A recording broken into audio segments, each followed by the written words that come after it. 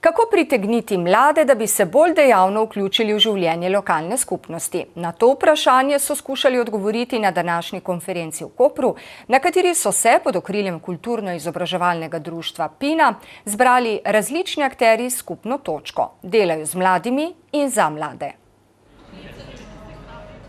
Mladim prepogosto pripisujemo, da so pasivni, da se ne vključijo dovolj v družbo, vendar je to pogosto zato, ker nimajo niti prave možnosti.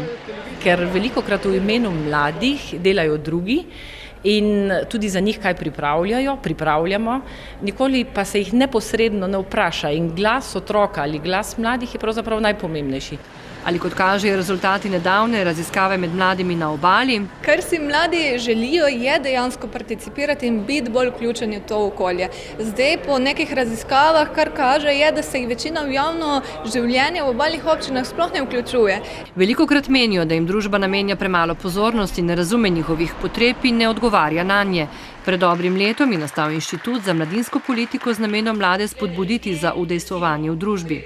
Spodbujamo razvoj strategij za mlade, recimo nastale v Ajdovščini, nastaja v Radljah ob Dravi. Skratka, na nacionalnem nivoju spodbujamo, da se mladi začne načrtno razmišljati, torej spodbujati njihovo udejstvovanje v družbi in pa seveda olajšati ta prehod iz obdobja mladosti v obdobje odraslosti. V naslednjem letu bo začel delovati tudi portal, ki bo povezal pobude mladih in lokalno oblast preko spleta. Zadnje ugotovitve o zadovoljstvu mladih na Obali pa med drugim govorijo o tem, da mladi menijo, da je zanje tu poskrbljeno le delno. Na področju zaposlovanja in stanovanjske politike. Dajmo reči, da na tem območju imajo mladi res težavo, kar se tiče stanovanj. Zadovoljstvo poprečno, ki so ga mogli oceniti na lestvici od 1 do 10, stanovanjsko problematiko je 3. Ob tem je nastal tudi dokumentarni film, ki so ga premierno predstavili na konferenci.